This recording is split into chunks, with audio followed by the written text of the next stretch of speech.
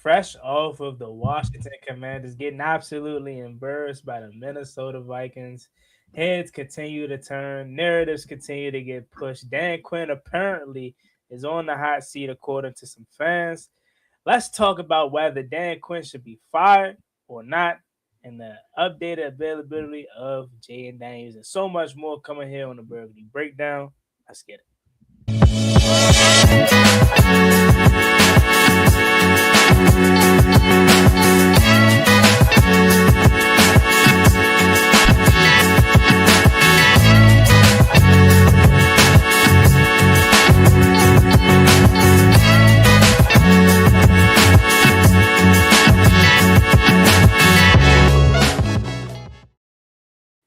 Welcome, ladies and gentlemen, to yet another Burgundy Breakdown episode. It's your man Juan Gotti, and with me is John holding it down the middle, and Z representing one half of Reedie and Z. Fellas, how we doing tonight?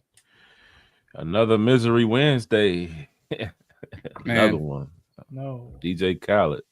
Another week in Commanders country right now. 8 straight. Man, people are losing their mind. They're 10 losing losses. Man. It's crazy. I mean, look, I can't sit up here and say we didn't expect this year. Don't get me wrong. Mm-hmm. But I really think people are just prisoners of the moment. And are they wrong? No, we're human. All right. Of course, you're going to react to what you're seeing currently. And then maybe 6 months from now, you say, look, I was tripping. You know what I'm saying? We good. So I'll just go straight into it, fellas. Phillip Rivers is back. That's not what I was about to talk about, but I'm like, I gotta just say it. You gotta talk about it. Rivers back, 44 years old. It's just like, wow. I really hope he does good, but I feel like this is like won't. A 2-week rental, bro. He won't though. Because here's the funniest thing about this. His oldest kid, which I think is his first daughter, is as old as Riley Leonard is right now. Yeah. I was having a conversation with a buddy earlier, and he was like, man, homeboy got sick of being home with all them kids. You know he got a rack of kids. Man, he got a whole team. He was like, shit, I got to get back to work. How many years he been out the league? What, like 3 or 4? 5. 5? Yeah, like, damn. Like even when I saw the whole possibility, like, all right, they talking about working them out and all this, and I'm like, Phillip Rivers? Yeah. Desperate. They're desperate, but it's like who else? So it's like, hey, why not? Why not go back to a former or would have been a Hall of Famer, you know? But as soon as he takes a snap on Sunday, that'll get reset like what 70 years or so. Push back, yeah. But that's crazy. I'm gonna be tuning in for that. I almost don't care about. I mean, I don't care about our game, if I'm being honest. Especially if we find a way to win. I'm full John mood now. Now that we got a possibility of getting no more pick, I hope the Giants absolutely destroys us. But before we even get to that, let's address the elephant in the room, fellas. Fans are losing their mind, and fans are calling for Dan Quinn's job. John, I'll start with you. Your overall reaction to some people in this fan base wanting Dan Quinn fired. Calm it down, relax, put the gun back in the holster, turn off the gas. We get it. It's a little warm in Washington because it's cold in Virginia. But however, you can't write the amount of injuries we've had. From week 1 to week 2 to week 3 to week 5 to week 7 to week 9 to week 14. We've had at least 2 injuries a week. You can't write your starting quarterback, 3 edge, running back, 5 wide receivers, 2 tight ends, 2 corners, and a safety, all getting injured in a season. You also can't write your backup quarterback having to play half the season. Yes, the Bengals did it, but we have more injuries than the Bengals. Yes, as aforementioned Colts are going through that, but they don't have the injuries we do. You can't write it. Is Kliff or Joe Witt on the hot seat? Yes. Is Dan? I think it's a little too early to tell. I think if we have a subpar season next season, there's more fuel to the flame. But I think overall right now, you can't necessarily blame Dan because everything he wants to do is getting killed on the field. Mm-hmm. Yes, ladies and gentlemen, Phillip Rivers is back. I cannot wait to see that. Oh man, Z, talk to me. Fans are losing their mind, calling for Dan Quinn's job. Want to see? I even had people say clean house, and I don't think people really understand what they mean by clean house. Or do they understand the term of cleaning house? So it's a difference between firing a coach, but cleaning house. So that means no DQZ, no Adam Peters, and no Jayden Daniels. Z, and it doesn't make it no more easier for these fans that want to believe that because we're getting the first overall pick. So what are you telling me? Draft Indiana. Exactly. Go ahead. Exactly. All right. So, I mean, I wondered the other day when I saw it after the game. I saw a little Riggles Rag put up a post. The coaches on the hot seat had a list of coaches, and I'm like, let me scroll through here and see if I see Dan Quinn, and boom, I see Dan Quinn. So that, intrigued me, and I'm like, oh shit, this is gonna be a trending conversation.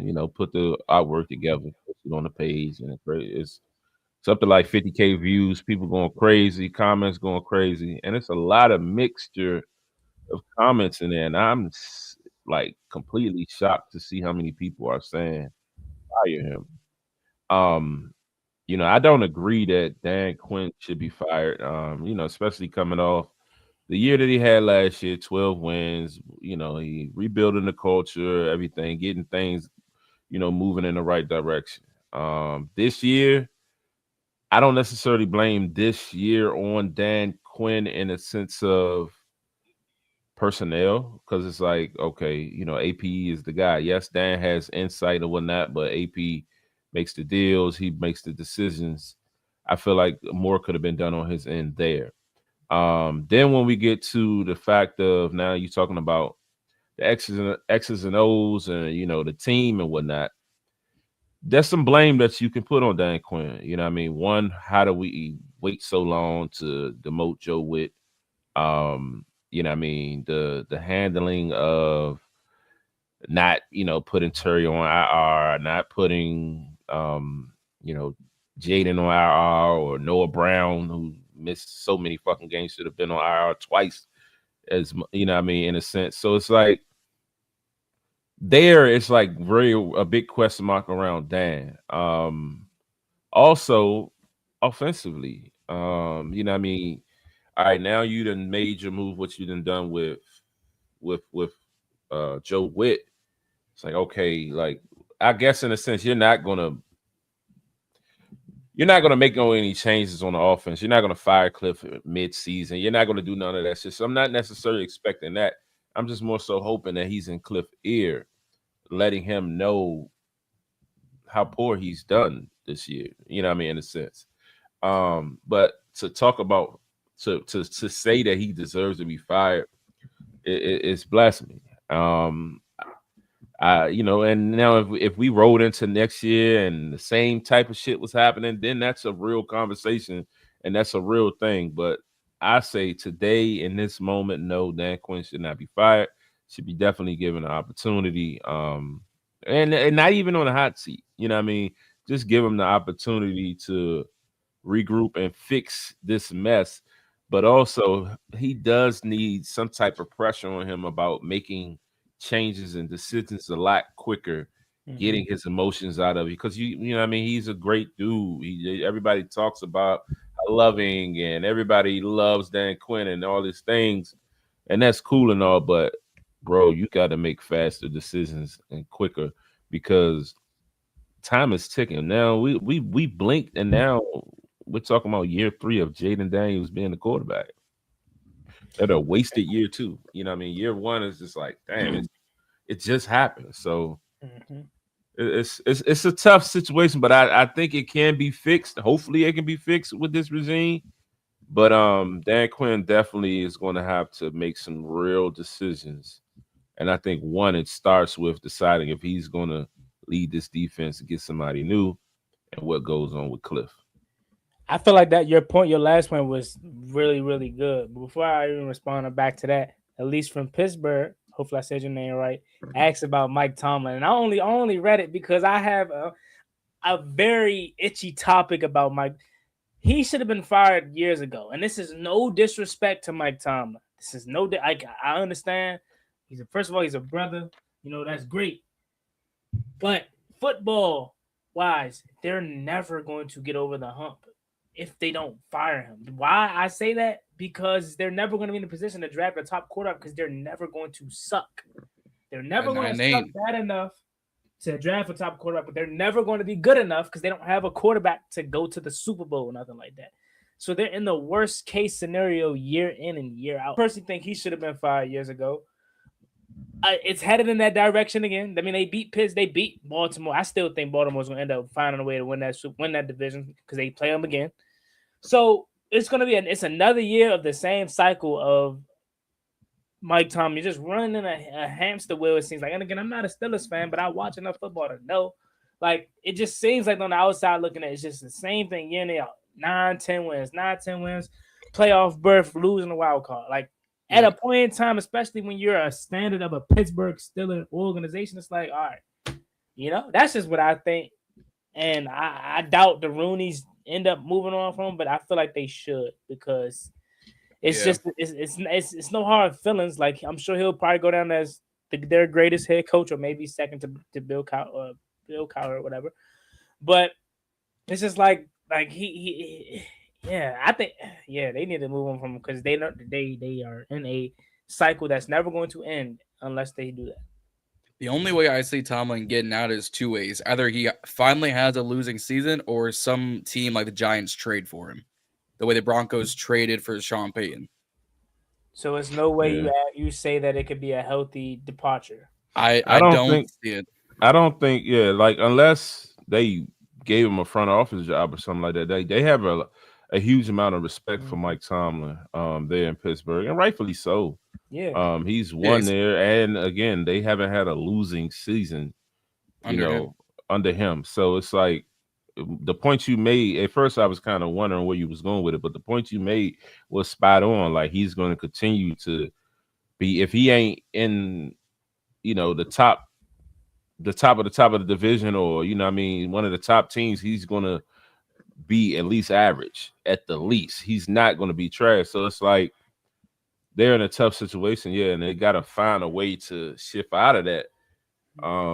What that is, I don't know, but I mean, I would look at it in the sense that you got to trade one of your top guys. Maybe you got to trade a TJ Watt. I mean, they traded their top guy to Dallas. They traded George Pickens and then traded for DK Metcalf. So, like, they've already done the most they've done in years. I mean, but they acquired Metcalf more so, and I'm sensing like be more so sellers and move some of them picks to kind of recoup something, and maybe you get a top pick or something. I don't know, but it's a tight niche to be in. So I get exactly what you're saying, Juan. And I don't know. But I don't see him getting fired. Maybe like you said, John, a trade. Maybe who's gonna going get to him out for that though? No one. I mean, Giants, Raiders. Are they living off of the past? Because what has he done? Really, they haven't won a playoff game since. But they. I hear what you're saying in reference to that, but also with mediocre to trash talent, he's having winning seasons like Mason Rudolph, Justin Fields, Doug Hodges. These quarterbacks that he's had there are like booty, and he still finds ways to win the game and be in the hunt.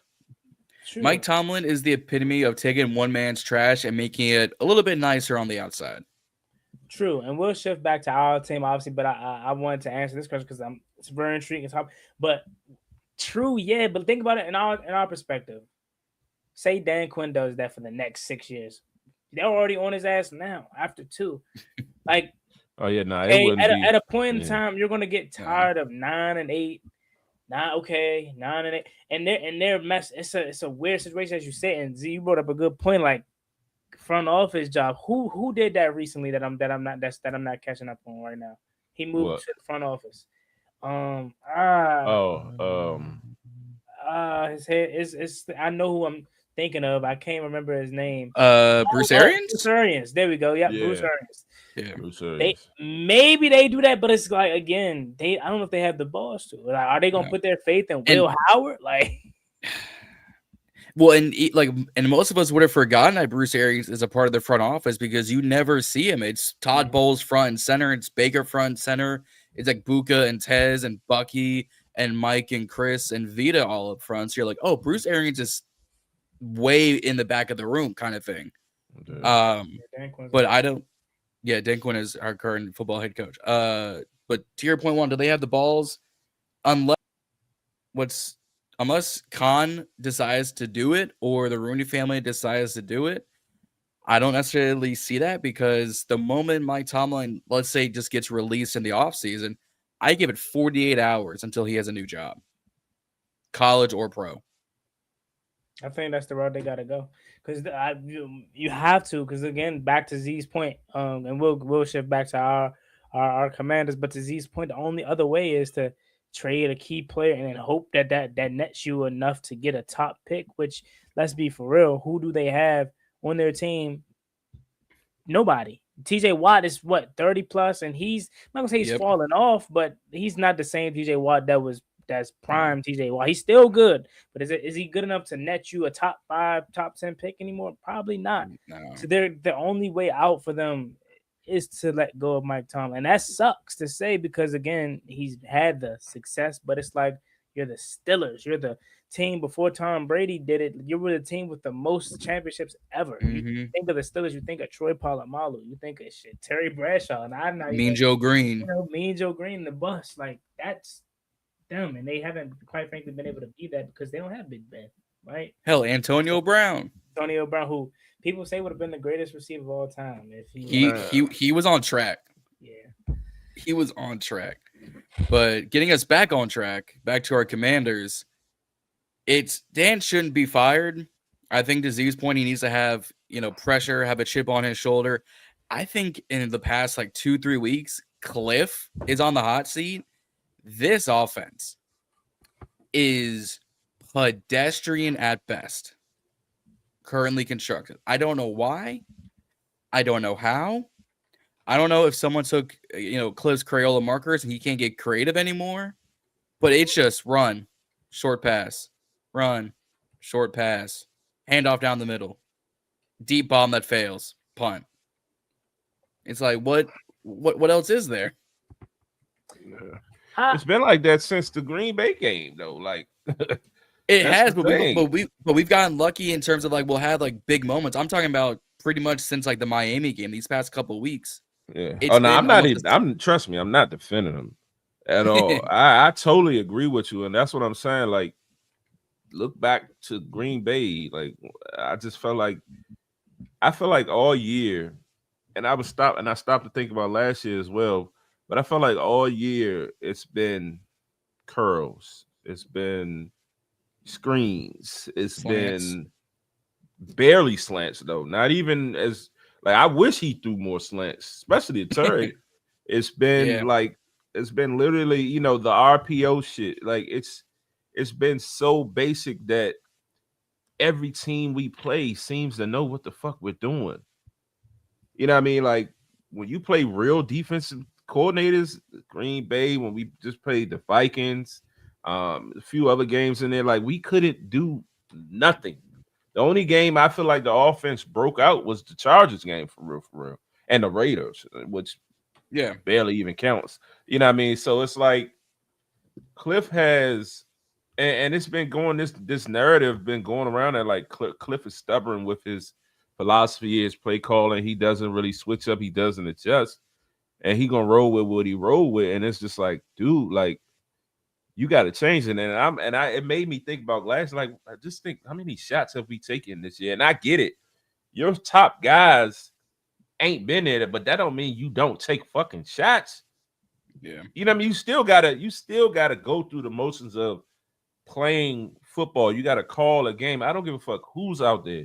Robbie Chosen can run a fucking fly with decent speed.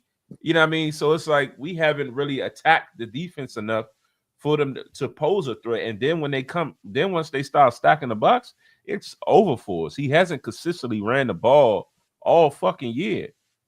And then, you know what I mean? It's the narrative about, we're still top 5 or wherever we are in the league as far as rushing. Fuck that. I watch these games in and out.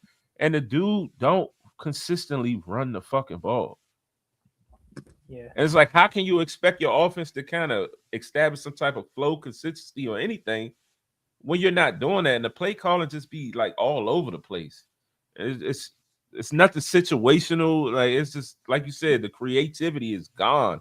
And last year we kind of struggled with that a little bit, but it seemed like towards the back end of the season, he started turning up, taking more shots, giving Diami more opportunities and shit like that, and it opened up the offense. But it's like this year, like we have nothing. And it also helps the fact that Jayden Daniels is able to mask a lot of the deficiencies. Last year, yeah. This year, that shit showing. I think Kliff Kingsbury does some great things. I think he is still a creative genius. I think if you're going to give the benefit of the doubt to Dan Quinn in terms of all the injuries, someone said on my stream, which or not stream, on my video, that Joe Witt deserved the benefit of the doubt for injuries. I said, okay, we had a lot of injuries defensively, but Kliff Kingsbury literally lost his two biggest weapons. And by any means, am I trying to defend Kliff? No. But the thing is there is a limit that you have to expect with his. If he's not having Jayden Daniels, if he's not having Terry McLaurin, and Deebo Samuel misses time, and Bill turns out not to be who we thought he was, whether that's a lack of using him correctly or just him having his rookie woes, you had to expect some type of drop back from Kliff's success last year if a lot of his key pieces aren't out there. Noah Brown, right, was supposed to be the the wide receiver 2. Haven't seen him since Green Bay, but shout out to Noah Brown. He came back and did exactly week 2. But shout out to Noah Brown. He came back and did exactly what we know him for. Let's get a passing interference. That's DPI merchant. That's it. I'm not here to solely, defend Kliff, but I like Dan Quinn. I think he deserves at least one more year. Because think about it like this, right? Kliff was supposed to be a head coach last year. He could have took the Saints job. He turned it down. A lot of people were all on the Kliff bandwagon last year. But just like how this year we've taken a step back due to injuries and Jayden Daniels and stuff like that, so people have like, okay, Washington isn't serious. We know who they really are. They have now went quiet on Kliff Kingsbury. Kliff Kingsbury now has to rebuild his stock, his stock and his resume, because he said he still wants to be a head coach. Yep. And I look at it like this, Chad. Like 3 years of Kliff, if Kingsbury is enough, like next year, whether it's good or bad, I see us moving on from him. Because if we're bad, that's 2.5 years of people calling for Kliff Kingsbury's offense being not good and he's not running the ball. Because that's the biggest thing with me, that like I share the same perspective as you all. Like, he just gets past happy, but that's who he is. Like, that's who he is at the core. If he can have Jayden Daniels throw the ball 50 times, he would. He's tried. So he doesn't want to run the football, but if Kliff struggles next year, okay, get him out of here. If he's good next year, he's gone. Yeah. Because if he's good, that means we're good, and that means we're back on the nation. We're back on track. We're back on the league wide spectrum. The national notice. Yeah. So I feel like I don't think we should move on from Kliff, because I feel like either way it goes, he's gonna be gone next year. And I am big on same people returning back. So the continuity. A lot of people talk double-headed, right? They say Juan, or they say Z, or they say John. I want consistency. I want continuity. But you're the same people screaming, fire him after a bad season or a bad game. And it's like, you can't have both. So especially when it comes to the quarterback position, we've been through this year in and year out with different quarterbacks and different play callers, different quarterbacks, different play calls. For the first time, and it seems like since Kirk Cousins, I could be wrong, because Taylor Heineke was here, but he wasn't really a starter by pick. He was just started by force. So I could be by wrong, association. I would say this is the first time we've had a consistent signal caller and play caller since Kirk. I could be wrong. Yeah. I guess Dwayne, but may God rest his soul. Nah. Start that. Kirk. So. And I hate to say it, I ain't even a Kurt fan, but Kurt. Yeah, like we haven't had that since Kurt. Now we do. Maybe Alex. He was here for 1 year though. 2018. So it would have been him had he stayed healthy. But like, essentially, what I'm saying is, no, Kliff hasn't been perfect. No, Kliff still neglects the run game at times. No, Kliff isn't the most creative person in terms of helping out against a good defense like Minnesota, helping out Jacoby, getting the ball out of his hands quick. But I can't say that because damn, Deebo Samuel hit it right in his face. Pause. Man, like so. And Kliff, and I know Z, you kind of was like, I ain't really trying to hit it, but like technically, according to the stats, the offense has been good, but we just haven't been able to show for it because, again, I did this exercise not to ramble on, but let's just go back to week 4, the game in Atlanta. I was there. I seen it up close and personal. Y'all seen it on TV. Like, defensively, we just couldn't get a stop. But offensively, Mariota played well. I get he threw a pick. Mariota played well for that game for us to win. You go back to the Raiders game week 3. Obviously good. Week 5, Jayden Daniels comes back. Offense, as you mentioned, Z, and I agree. That's the best I've seen this offense, and that felt like the turning point again. It felt like normal. Then week 6 versus Chicago, you're bobble snap away from winning that game. You win that game, I don't think this season spills out to be what it was, right? Then week 7 versus Dallas, that I say what you want, but that game started off competitive. Jayden took us right down. We scored, and I still say to this day, had we not let up a touchdown right before half, we're winning that game. And even so, we were down, 30-15 going into the locker room? Mm-hmm. And Jayden ended up getting hurt on the drive coming out of the locker room. We were moving the football. So I think if Jayden plays, if we don't win the game, it's way more competitive than that. Yeah, we keep it close. Then week 8, Kansas City. We seen that game. We could have won that game had we lived in their territory. Deebo Samuel. Bobble pick. We lived in their territory. There's no reason we only had 7 points to show for that game. Then week 9 is that Seattle or is that Detroit? Seattle. That was Seattle. Okay, it's nothing to say about that. That was probably a horrible game for everybody. That was a horrible game for everybody. Can't. Then week 10 versus Miami. Detroit. Excuse me, Detroit. I was there at that game too. Offensively, they were moving the football. We just weren't on the field long enough because Detroit would go on these long drives that would take up so much of the quarter, and clearly the defense couldn't get a stop. But Mariota played okay again in that game. Then overseas, right? Offensively, that game was just a little bit of a wash, right? But we had nobody. Okay. And then the game after that, the Denver game after the bye week, I mean, that we all was happy about that game. That felt like last year. Game of the year. Kliff was in his bag. Mariota looked good, right? And then last week happened. So theoretically, what I'm saying is 2 games out of the whole season, he missed Jayden Daniels for most of it. He missed Terry McLaurin for most of it. He was not as bad as people are making him out to be. So I think at worst you bring him back for next year. And then wash your hands clean with him. I'm just both Dan Quinn and Kliff. I'm higher on most people, and maybe I'm just more patient than most people. But like, I get this offense has its woes, but it's hard for me to truly judge it when we haven't been at our full capacity all year long. Yeah, right. Like, I think. Are you good? Okay. I can say it, but go ahead. I think for me is I'm with you on the patience on the offense.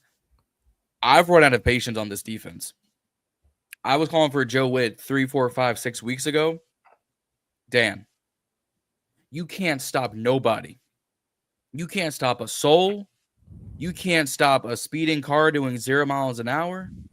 You can't stop a cold Antarctica naked during a blizzard. You can't stop nothing on defense. Mm-hmm. The offense, yes, is it statistically on paper, is it probably an average offense? Yes. Are we capable of scoring points? Yes. But it's the same thing with the Bengals last year. We can score 35. Defense is going to give up 50. No matter what happens, we're always either catching up from behind, or we're never in a spot to come from behind. It's always, hey, Deebo's give him a touchdown, at least go up, put some points. I'm gonna go on 4th and goal and not get it. How about that? And then they drive again and drive again, drive again and again and again. Tress Way has probably gotten the most work he's ever had in his career.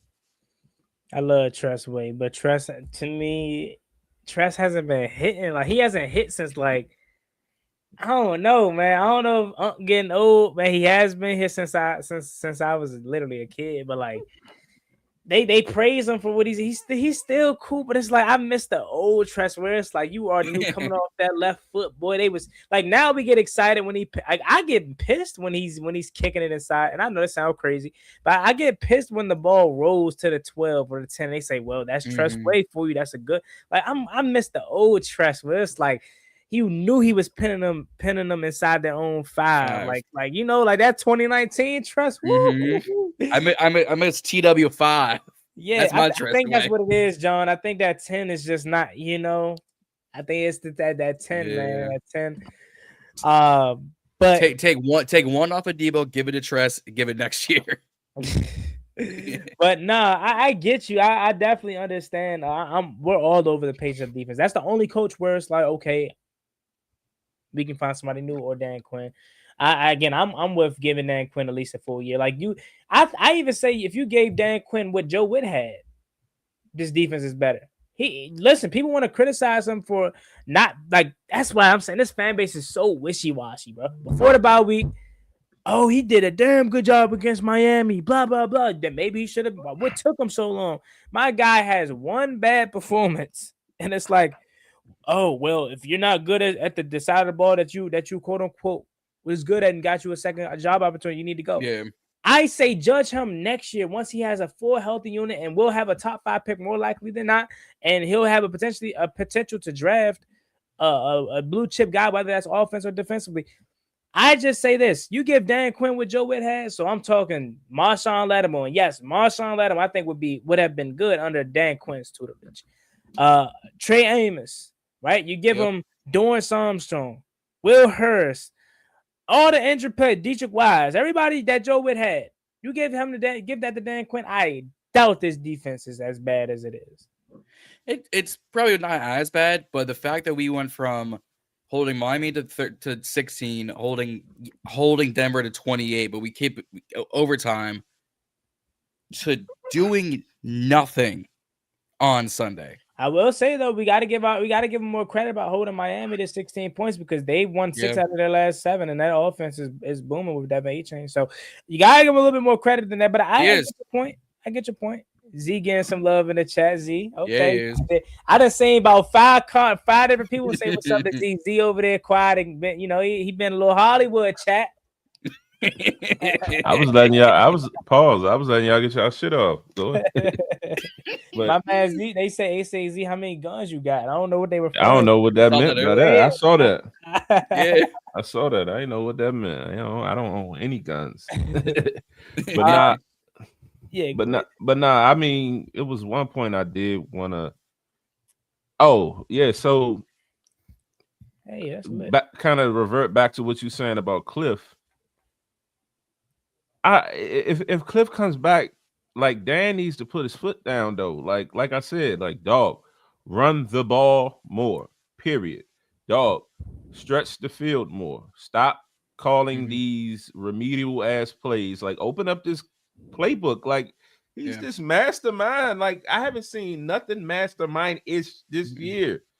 Period. And again, like I know people keep talking about, well, what about the talent that's out there and all that? Like, dog, if you're not taking those shots, you might as well just fucking lay down and let the game end. I don't care that it's Chris Moore, Robbie Chosen, and those other guys. You got to call the plays and you got to run them fucking plays and take the shots, dog. Like, just because you got them don't mean you're going to curl it up and screen it up to Debo every play all goddamn day. Like, it's not going to work. You gotta do something. That's tough. That's tough to say though, Z. I get you, but it's like I get you, but it's like look at the other teams. With other teams, bro, like you gotta. I hear what you're saying, but you look at other teams when their guys go down, that shit don't change their offense. Like they running the same shit. Either the guy gonna make a play or he ain't, but it ain't stopping them from running their plays. I wouldn't even go that far. We just shut down and ball up and curl up and just let and die. Yeah, and just die. It's like, what are we doing? Yeah, I wouldn't even go that far. Every drive, every first drive we've had on offense, run, pass, run, convert. Run, pass, convert. It's a balanced offense. The minute the first drive doesn't end with a rush, you never see it again in the game. It's pass, run, pass, run, pass. Pass. First drive of Minnesota. All right, we talking about we got all our weapons back. It's Minnesota. Jayden's there. Terry's there. Noah Brown is there. Like we got our guys back. We have a hell of a first drive. We get down there. You throwing a fucking pass to Brandon Coleman for what? Like that shit was dumb. Then you come back, you know what I mean? We couldn't even we didn't score on that drive. And then you know what I mean, you come back and like I didn't see any more shots taken. Terry was still on the field. Mariota was in the, like all the weapons that we supposedly had was still there. You thought the offense would have opened up and we would have been more creative. We saw the same shit with the Chris Moores in the game. Yeah. So that's what I'm saying. Like that creativity, that situational shit, it don't happen on third. If it's 3rd and fucking 2, 3rd and 3, force the ball to Terry, throw a slant, throw a comeback, whatever you do, force the ball to your guys. He don't do that though. He don't hone in and focus on situational shit, and that shit is crazy. I agree with you to that point. I think I called him I think a few weeks ago I called him a Scott Turner, but with actual skill, right? Because they had the same biggest deficiency. So their situational awareness is the biggest thing and I agree with that, right? Like I think I said it last week. Chris Rodriguez, he deserved to be the RB2 headed in the next year. He showed me enough, right? And we've always known how talented he was. But I get you. He helped you get down that field on that first drive of the game. And you don't take one chance to run it in with him, I'm sure he would have got it. Right? Instead of that, Brandon, okay, you first to go, you decide to pass. Cool. Okay. You decide to pass on the second down. Okay, cool. But 3rd and goal, that's the time to bring out the Brandon Coleman play? No. Brandon Coleman play should have been the first play of the game. I mean, first drive of 1st and goal. But even still, let's call it what it is if we're gonna be true. Brandon Coleman was open. Jayden Daniels just didn't see Fuck that though. But why are we running that? Why? Like I'm just saying. You run that play when you like up, you trying to look pretty, like you trying to like win. Like why? We didn't need that. But to ease your concern, or maybe I should say raise your concern, 4th and goal, hit it right in Debo's hands. What you gotta say about that? Drew it up perfectly. JD threw a perfect pass. So all that would have been wiped away. We wouldn't even be crying about that. Had Debo, I would have been true, but I also would have taken the field goal and like at least get some points on the board. Hell no, John. No, John. We're 3-10. No, you go for. We got nothing to lose. You go for everything. You're not playing for nothing. Don't kick the field. No. Well, apparently we got more to lose. We lose Jayden again. I mean, look, that he overcorrected for his mistake in Seattle. Jayden could play if he wanted to right now, but they're going to overcorrect because he doesn't want to make that same mistake. But we do have a super chat from Otis. Pull that up. Yeah. My man Reedie in the building. What's good, Reedie? What up? What up? How y'all? Cooling, man. Cooling. I seen y'all was Kliff. Oh, what about him? Hot seat. Does he stay? Does he go? Like what? Like we talking about the quality of the offense, and is it worth? Yeah, like one. But I'm gonna give you a recap. All right, so the hot seat, basically the hot seat discussion. Kliff, Dan, who's on the hot seat? We all agree. We all agree Dan shouldn't be on no hot seat. He good. The question around Kliff. All right, and it's for me. I'm more so saying like if he goes, cool. I mean, it is what it is. I'm not necessarily vouching for him to stay, but if he do stay, I can live with that. If he leaves, I can live with that. I think John is kind of like on the same sense with me. Like I'm not calling for his job, but it is what it is. But Juan is vouching like I don't want to see him go. I want the continuity and bring him back next year. And Juan broke down every game pretty much week to week, and he's basically saying it's probably like two to 3 games that his offense really been questionable. He feel like he still put out a good offense with what we had, and I'm going against that because I feel like I was saying no matter your weapons, you still should be able to run your offense. I get you may not be as dynamic and you can't get super duper creative, but we don't take shots. We don't consistently run the ball. And with or without our stars, we still running curls, hitches, screens, predictable, basic, remedial ass offense. And I feel like if he stays, we need more. And Dan Quinn need to put some heat up under his ass to force him to, generate more on our offense. Wake up. What's your take? I mean, I think my take will be, I think he stays. I'm with Juan on this one. I'm kind of like in a situation, okay, we had a bad year overall. The injuries that's number one.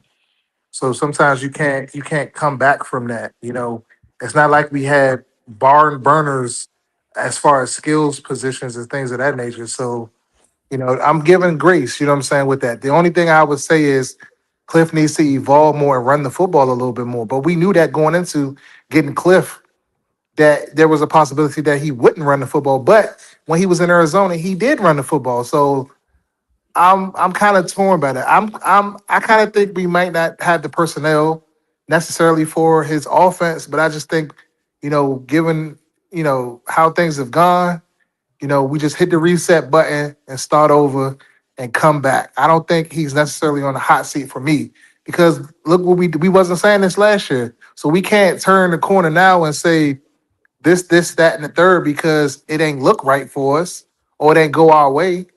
It happens, you know what I'm saying? Sometimes you win, sometimes you don't. You like I always say, Z, you one injury away from being sorry. So that's what I got with it. Look what happened to us. And I also, to Reedie, to catch you up, to finish what I said was, I also think this is Kliff's last year regardless. I think either next year we get back on the radar because he was always supposed to be a head coach last year and he just turned down the Saints job.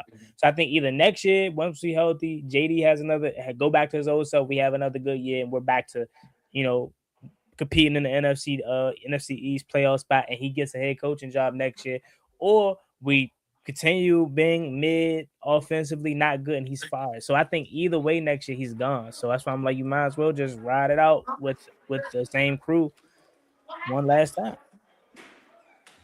Yeah, I agree. Yeah, I have a. Oh no, go ahead. No, you good. Just Otis, overtime. Otis had a super chat that he wanted us to answer. Yeah. We kind of answered it, just mistakenly, but you could put it up there and you could finish talking about it. Yeah. I'll do the super chat. My bad. I'll do super chat Go first. Would you guys be okay with 2 new coordinators? We kind of answered this ironically enough. Yes. I think on defense we're kind of okay with the new coordinator. I think on offense at one point we need some continuity. But I think Z and I are like, if Kliff is gone, we're not going to be out in the riots saying, how do they bring him back? My thing would be, who are you going to bring in? Is it going to be someone respected and veteran? Is it going to be someone younger from college or, an assistant somewhere else? I think defensively we need a new one. Or if you bring Witt back, he needs to have more like bravado with Dan calling plays. I just don't think we're actually going to go with 2 new fresh coordinators.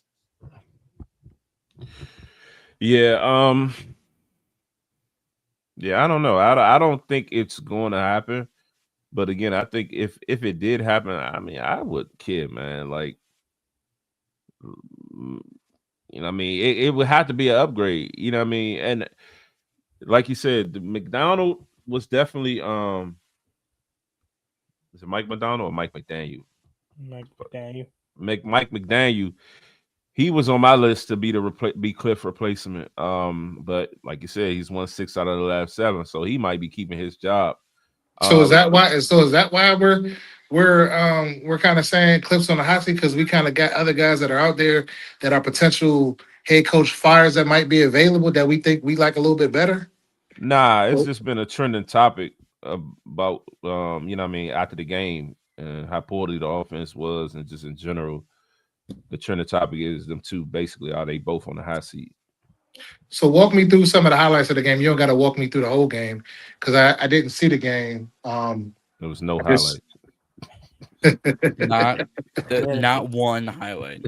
So I didn't miss nothing. You didn't miss not shit. at all.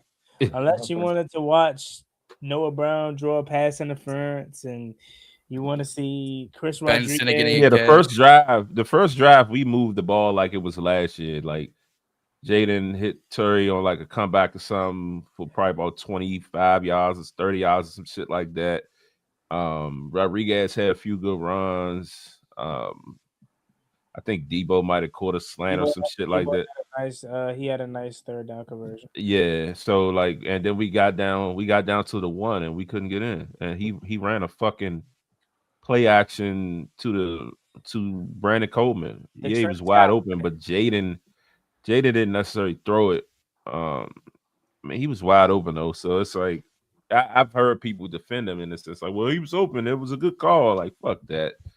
Why are we running that play? Run a fucking dive, bro. Run a dive 4 times. The Philadelphia Eagles would have ran fucking tush push 4 times. That's the situation They have already. shit I be talking about. Like, get in the end zone. It don't gotta be pretty. Like, just score fucking points. That's my thing. They trying to get too cute. Your man Debo dropped a touchdown on 4th down too, by the way. Yeah, so if there was a And that game was for the you first to ever drive. miss, there was a game for you to ever miss. You perfect timing, like should do. It was nothing. Yep. That's crazy. It was wild. To Asia's point, because ironically that goes into what I was going to talk about. She says poached from the McVay or the Shanahan tree. That was my point. Linnell pointed out this on Saturday or on Sunday after the game. Dan Quinn consistently gets outcoached by Shanahan offensive play callers because, and there's been 5 this season. Minnesota and Kevin O'Connell gave up 31. Seattle and Clint Kubiak gave up 38. Matt LaFleur in Green Bay gave up 27. Mike McDaniels in Miami gave up 16. Zach Robinson, the OC/QB coach in Atlanta, 34. Between the Shanahan coaches we've faced so far, we've given up 146 points. I don't agree with the comment like that's on the screen. He needs an OC that can elevate his play. He elevated his play last year. I mean, So we can't sit there and say that. Like, we can't. Yo, it's one season, bro. Get him at and give him another opportunity. Like, when do we get to the point where I think Jayden. teams are just supposed to be hooping? I think Jayden elevated Kliff last year. I think Kliff had some wrinkles in there. I mean, of course, but I think if you had a that's cap. Balanced game, it's more Jayden. That's cap. I don't believe that. That's cap. The scale is more Jayden. Kliff dialed up some stuff last year, and I'm not saying that I'm necessarily like Kliff ain't dial up shit until the Lions game. All right. Oh well, what game was that when he did what game was that when he like did, it's like this pass? fan base and these fans just like forget shit. Like what just because it ain't going right. But you know what I'm saying? Like, come on, man. No, stop and think real quick. Real shit. Stop and think. What game was that when he did like that reverse pass and I think Diami threw it or Diami dropped it or something? Diami threw it. That was Dallas. That's when he started dialing shit up, Reedie. That was like towards the back end of the season. Like early on in the season, we kept complaining last year how Kliff wasn't doing enough. We were winning games, but we felt like he could have been doing more.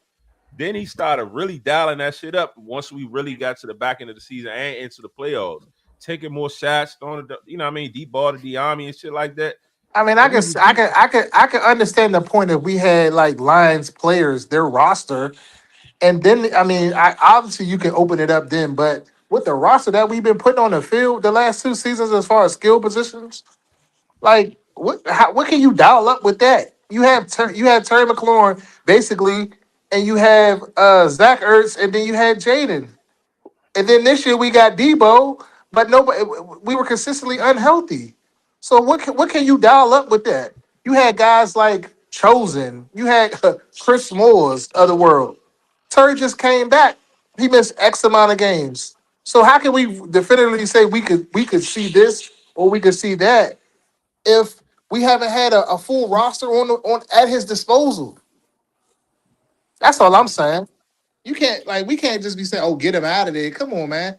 It's dudes that been here for years and years, and people wasn't saying get him out of there because we have a bad stretch of games. It's football. It happens. You one injury away from being some shit.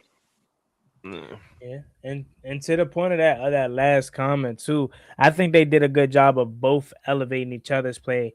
But also last year, a lot of people weren't having those. He doesn't elevate Jaden's Yeah, I play. don't remember that.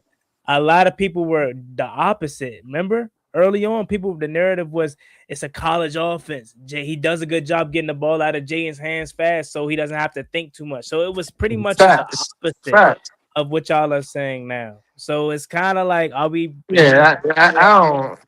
you know? Jayden did run the ball a lot last year. But it also he Off was schedule plays. and Z kind of Yeah, he had to use his legs because the offensive line was trash. It wasn't nobody getting the fuck open. With these guys that we sat here on this same program saying, "Oh, we should have kept a Zacchaeus, a De'Ami Brown." De'Ami, really, if we being honest, De'Ami Brown didn't show up to the fucking playoffs. But we want to sit on here and say, "Oh, like he was like the best coming to Jesus Christ." No, the fuck he wasn't. That nigga was ass. The fuck. Like, come on, I've been thinking about that. Like, I've been had a lot of time. Like, I ain't been in my phone really. I've been kind of locked in. I'm down in Florida, but so I had a lot of time to like think back on shit that we said on the program. And some of the time, like, yo, we reaching a little bit. Like, come on, we should have kept this person. We should have kept that person. We was calling for them to get them the fuck out of there last year. But now we're gonna say we should have kept them because this year's choices didn't go right. Come on, man. Now I feel like if next year looks the same, then yeah, we need to move on from Cliff ass. Okay, yeah, you had your one season. This is your wash season. Because last year was an outlier. We got to the NFC Championship. This year we had the injuries. Okay, you really didn't. You was working. You working with shit. What else are you supposed to do? I give you the benefit of the doubt. Now, if you go and we go out and we re-sign, say a Debo, we go out and make a move and bring in another number one receiver. We draft somebody who's nice, in the draft or whatever we do, depending on where we land in the draft, and we do the same thing next year, then okay, yeah, Cliff, you got to go. You know what I'm saying? Mhm. That's where I'm at too. That's where I'm at with Cliff and Dan.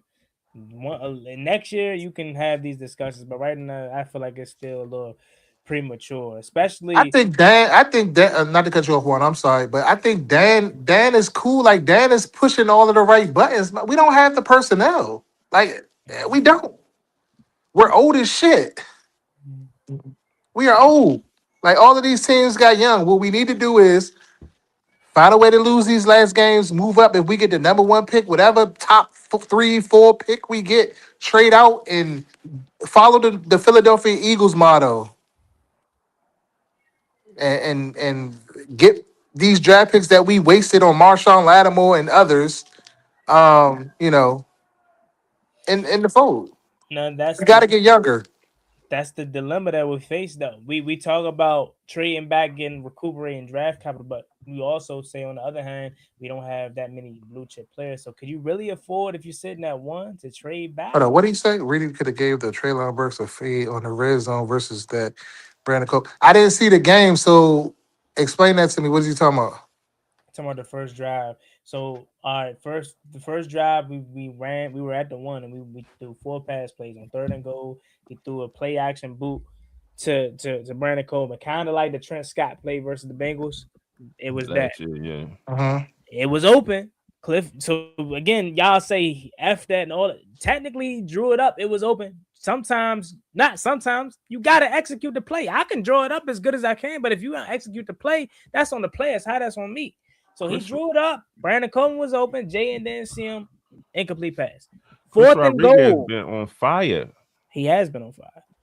So 4th Brandon and Coleman. So Brandon Coleman was like an eligible, went out Yeah. for a pass and he didn't throw it to him. No. Correct. Yeah, Correct. that. Then 4th and goal, your man Debo, probably the best pass Jayden then threw all year long. Hit him right in the midst, dropped.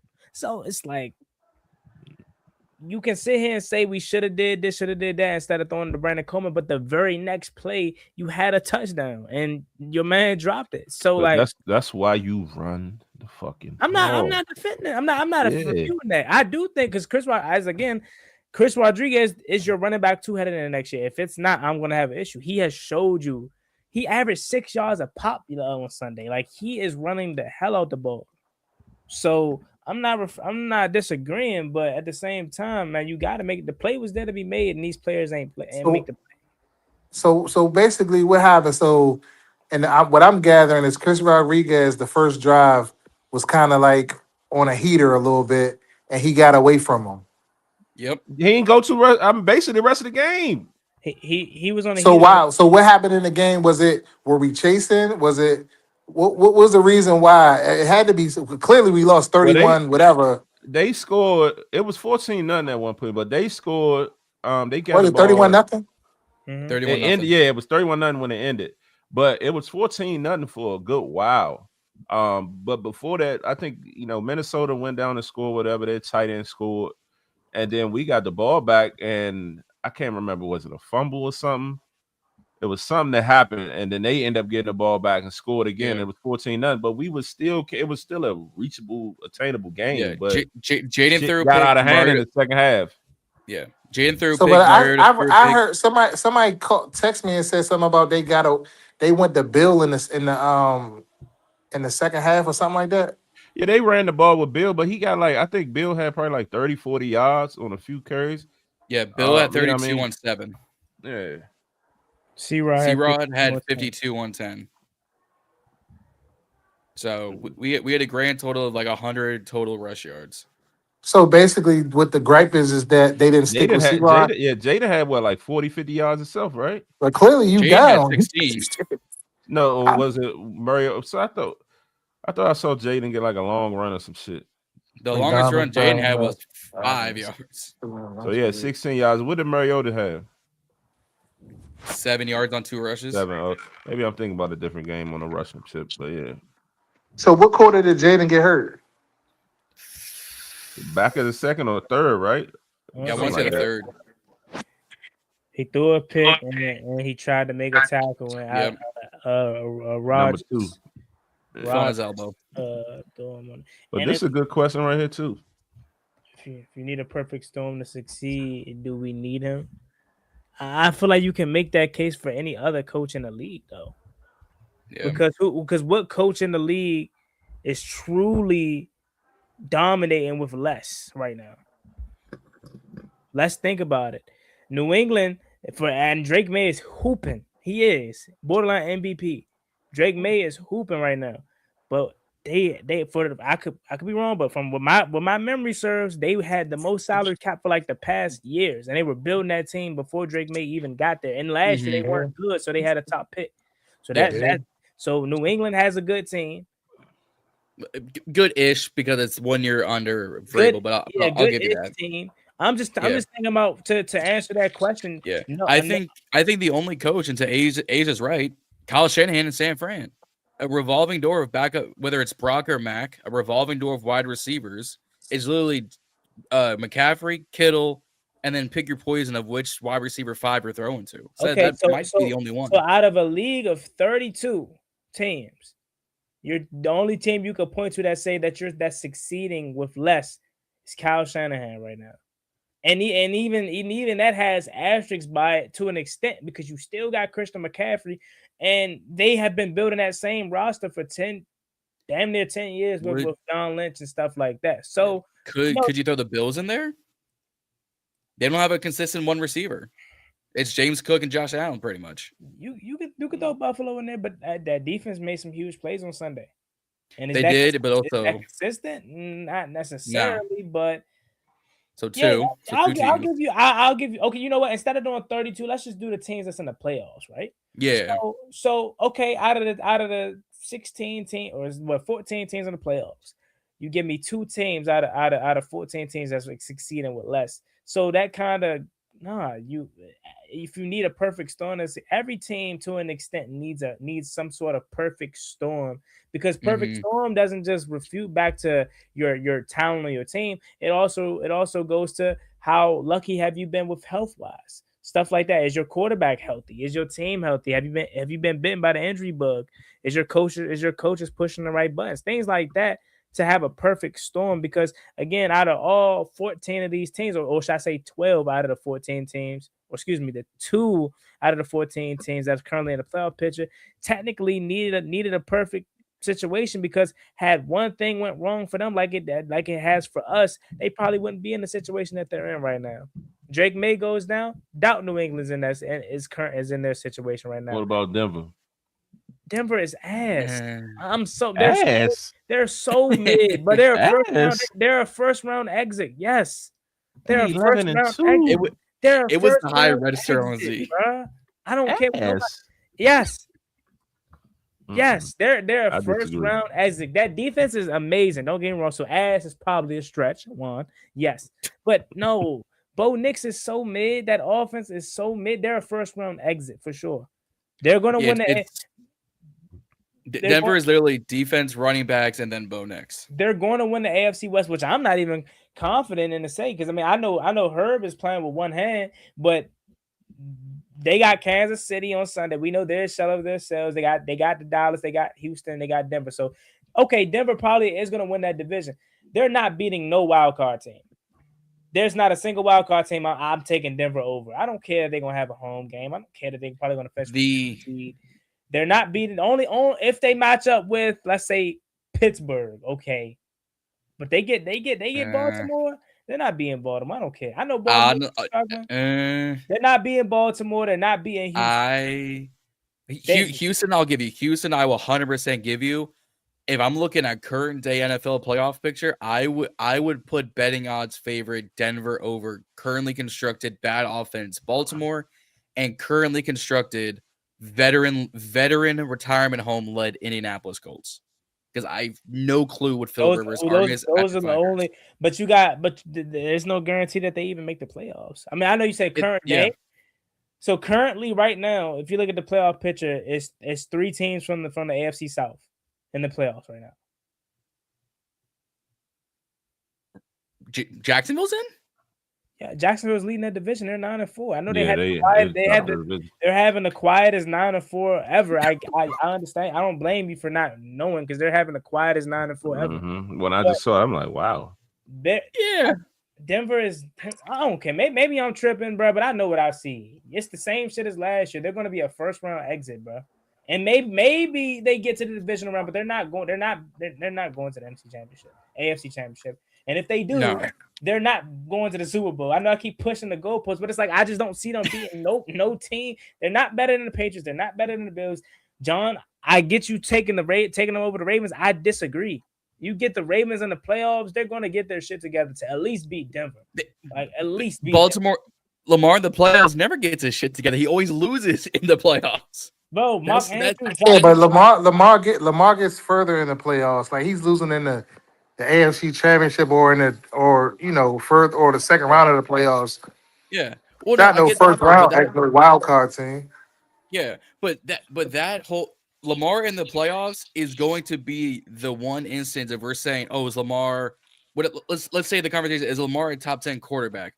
Statistics wise, you could say maybe 2-time MVP. Once he gets to the playoffs, he turns into Dak Prescott. Hey, this comment is very fucking true. The game was over at 3:40, Bobby. It was. It was at 3:40. The game was fucking over. The Minnesota had the ball like damn near the whole fourth quarter. Yeah, just running clock. We couldn't stop shit. 3:40. That's why I say if there was ever a game where it was like, damn, I don't want to miss it, but I got to. You missed the perfect game. We was getting them motherfuckers 3rd and 15, 3rd and 20s, and they was getting first fucking down. Bruh, like my plan was to go back and watch it. But then when I looked at the box score and said it was 31-0, I said, oh hell no, I'm not watching that shit. Bruh, fastest game. Yeah, I was like, yeah, I'm not on that. JJ McCarthy looked like the next coming of Steve Young. Man. Yeah, and it's not like he even targeted Jay Jettas like that either. He spread the ball out. Contrary to popular belief, we actually shut down Justin Jefferson. Bullshit, obviously, but he didn't even. But yeah, 2 for 11. But to answer, so JJ McCarthy was out there hooping on us. That's crazy. 16 of 23, 163. He threw for only 160 yards and 3 touchdowns and put 31 on our heads.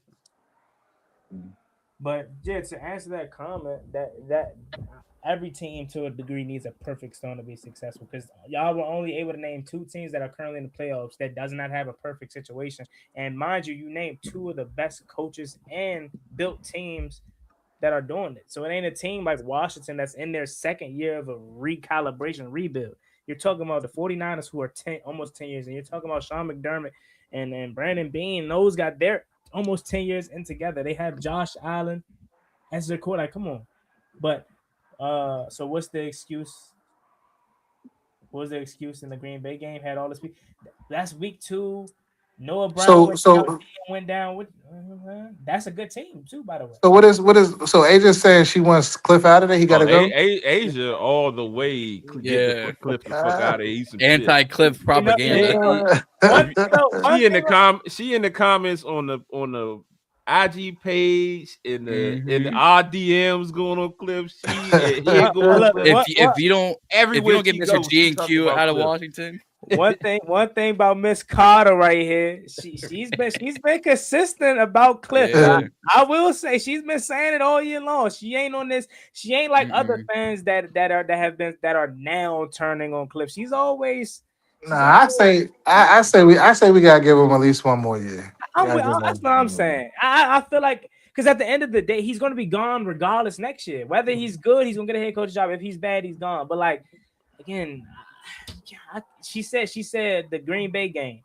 I ain't gonna lie, Asia. You might got me right there on, but this my refute back. It was week 2. It was a short week. We know Kliff and Jayden are guys that need preparation. They don't do well on short weeks. Green Bay is damn good. 5 end up getting hurt. Noah Brown ended up getting hurt. Austin Eckler ended up getting hurt. Dietrich Wise. You know how much they love running their offense through Austin Eckler. If Austin Eckler never got hurt, we probably would have never seen Bill. So that probably altered this game plan a lot. Not trying to make excuses for him, but I'm just saying that there are reasons you can go back to his games and say why they weren't good. But hey, look, to everybody that want him gone, who are realistic options? Y'all say Mike McDaniel, like he's going to get fired. He's not getting fired. And if he does, okay, that becomes a realistic option. But who else? You say poach from the Sean McVay tree. You say this, that, got about Kyle Shanahan's tree. Okay. But think about, and I'm not saying this is an excuse for NFL players because I get it. NFL players has to learn how to adjust year to year. But think about all the people that are already concerned about Jay in year 2. He fell off, sophomore slump, that. Now you're adding a new whole offensive system to his playbook, to his mental and everything. Yeah. And I think he can handle it. Don't get me wrong. I definitely think he can handle it. But like, I don't know. I just say give him one more year, man. And if it's the same thing like it was this year, then he can go. You know. Yeah. But then Jayden will be in year 4. Okay. Already. I mean, look, it's ball. Like Reedie said, it happens. You know what I'm saying? Every year, it ain't gonna be perfect, and I think we're in the best possible situation that for a horrible season again. We're about to have a top 5 pick. Like this is about to be. I wouldn't be surprised if next year we're in the Super Bowl. I'm only saying that. Hey, what a soundboard at? I'm only saying that because hey, look what Cincinnati did. They got that 5th pick, drafted Jamar Chase. Following year in the bowl, man. So look, you telling me we had to suffer through this year to get a potential guy like that? I'm all for it. Get rid of DQ. He's worse than Ron Rivera. Dan Quinn has took us to the NFC Championship. We have not been there in all majority of our lifetimes that are in here. The last time he was in the NFC Championship, Joe Gibbs was the head coach. Yeah. How is he worse than Ron Rivera? Like, what are we talking about? Right. If you want the overall Kliff notes on what the Ron Rivera era was in Washington, we can be eliminated. That's all you need. The more I see that clip, I feel like he's gonna. I was watching that shit live, bro. Live. I immediately went to Instagram like, yo, what the fuck did he just say? He did it. He really didn't know. That shit was crazy, bro. Y'all think so? I feel like he was being. He didn't know. He didn't know. He really didn't know. Look. If I run it back, you gotta look at his facial expression because he looks so shocked. Just hold on. Just we can be eliminated. Yeah, you remember the still photo of when he was like. That Cleveland game pissed me off because had Taylor Heineke started like he should have, we would have won that game. Oh my god, we would have won that game. That Cleveland game was Oh, I was pissed. Juan sounds like he's on Kliff's payroll. I'm not. I already told y'all why I don't want to break it up. I'm big on continuity and consistency, something that we haven't had in years, and everybody claims that that's what they want. And if you're gonna hold them accountable for this 1 year that where everything fell apart, then I guess cool. But I'm not gonna hold something against somebody where it's like a lot of the things that went wrong is out of their control. I get y'all say that it shouldn't be much switched up because with injuries it still be able to be the same. Easy for us to say we're watching, but it's not easy to know what these guys comprehend throughout the week. The same plays that he run from Mariota, you know what I'm saying, may not be. And I get we say it's the same things because they have the same skill set, but maybe some things that Mariota likes that he can't run with 5 or vice versa. So it's easy on the outside looking in to say Kliff got to be better. He should be able to just pick up the pieces. But do we really know that to be true? Because we're not in these meetings. You know, we're not in the film study. We're not under. Maybe sometimes they don't get it, and Kliff realizes, yeah, he don't understand. So we ain't even gonna put that in the game plan. Mm-hmm. So I'm not trying to make excuses for him, chat. I understand he's not been perfect, and if he's gone this year, okay. I'm kind of there too. Like if he's gone, okay. But I would prefer to keep him for at least this final year because I think regardless of the fact he's gonna be gone next year, anyways. Yeah. Who cares if we went to the NC Championship, bro? That was Jayden Daniels carrying a dog shit defense. So because of that, you want to waste his rookie contract, bro? He has 5 years of a potential rookie contract. Well, and that fifth year gonna have some money on it. He might get paid out the next year. Still, y'all, if you think after this year that they have soured on Jayden Daniels, you're sadly mistaken.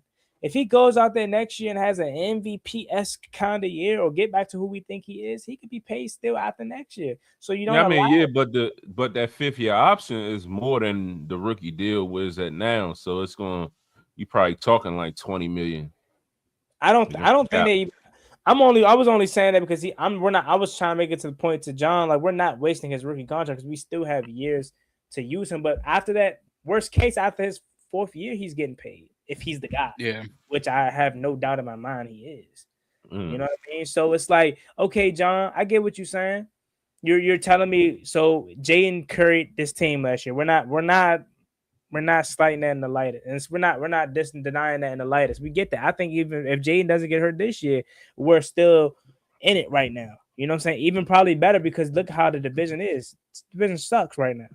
But my thing to you is, okay, did you have this same kind of energy for Ron Rivera after 2 years? Did you have the same kind of energy for Mike Shanahan or Jay Gruden after 2 years? Mike Shanahan after 2 years? It's like, I get you're upset in the moment, man, but like, how do we expect things to actually plan out and actually evolve if after every 2 years we're moving on from coaches, we're moving on from coordinators, we're moving on from quarterbacks? You know what I'm saying? Like, I don't know, man. I don't care. That's why I say if you do keep him, like he really needs to fix some shit because it's a problem. I think the offense is more of a problem than a positive. Period. And I mean, I get the stats and all that other shit, y'all, that's hiding the deficiencies. But last year we saw a rookie quarterback come in here and excel, have the greatest rookie season ever, and excel and made everybody look great. And this year we saw something totally different. And again, like it's not even just about the injuries; it's literally about what you're seeing being schemed up in these situations, and that shit is all questionable. Period. So it's like I'm kind of with John in the sense, like, if you're gonna get rid of him, fuck it, do it now, because then you got year 3, year 4, the quote unquote rookie deal, because year 5 is a kick in. Yeah, it's still overall rookie deal, but it's still gonna be some money kicked in. And quite frankly, Jayden probably gets a contract after next year, but that still wouldn't kick in until like the end of year 5, year 6 anyway. So you know what I mean? It's the big contract now is going to be a little wild, but still at the end of the day, like, why waste time? What Terry signed? A 3-year deal? 2-3-year deal? So I don't remember 3 year. 3-year deal. Well, that last year is kind of like a void, so it's more like a 2-year. Yeah, two. Like, call it 2.5 because they'll have incentives. So you got to include that in your window as well. Like some of the other guys we got, the Tonsils, and how long Tonsil gonna be around? Who gonna replace him? He about to get You know a what I mean? contract. He gonna get a contract, but it ain't gonna be no 5 years. Something he on the older side of it. Well, tackles last longer in the league, so maybe he probably plays till he's 38 or some shit like that. You never know. I give him a good 2-3 more years at peak. Trent Williams though, is Trent Williams? Is Trent Williams just like a just not? Is he just like an outlier? Like that's anonymously. Trent, he's a freak of nature. Trent like that. Laramie's been keeping it quiet though, man. Like he is. He's came in and did. Everyone wants to cry about these picks we giving up, but I mean, what is he 1 for 2 or 1 for 3? Because the Sean trade didn't work out. People were already soured on the Debo acquire. You know what I'm saying? I would go 2 for 3. Who are you giving him the plus for the Debo signing? Or trade? I give him the plus for the Debo because it was a 5th round pick. If we'd have given him a 3rd, I would have gone, all right, I'll give you 1.5. We gave up a 5th round pick, in all honesty. That one didn't bother me. The fact that we gave up a 3rd, a 4th, and a 5th for the Marshawn thing, that's what really hurt us, in all honesty, because we could have gotten talent last year in the 3rd round. He is gone. Yeah, the Saints got one. The Saints got. Who's to say he's here long term? No guarantees. They talking about Laramie age. I think Laramie stays. I think he kind of expressed that without expressing that in his introductory interview. Yeah, and he seems happy to be here, but also the fact that he's not like the full blown locker room leader. There's already other guys that were here beforehand that have that responsibility. Yeah, and the biggest thing that I think a lot of fans are kind of overlooking, and they just would assume from the record, is Sam Cosmi already put it to bed. Like this, Dan Quinn has not lost his locker room. I didn't listen to the quote, but I saw the quote. He said Dan Quinn has not lost his locker room. He said, I was here in 23, where he's alluding to like the locker room being lost. You know what I'm saying? He said that? Sam Cosmi. Okay. So it's kind of like that's why I hope fans just truly understand. Like this was just an unlucky, unfortunate year. What the hell did we do? That's what I want to know. I want somebody to let us know, what did we do to deserve this? That's what I want to know. like it just continues. Zach Ertz tears his ACL. He's probably done for his career. Yeah. Right. So it's like, what everyone wants to complain about Dan Quinn, Kliff Kingsbury, and the lack of I really want to complain about the biggest. What did we do? Watching him became good too fast. Football guys said, no. This is too early for y'all or something. Like, did Chicago put a spell on us? Like, Williams put a little zest after the loss.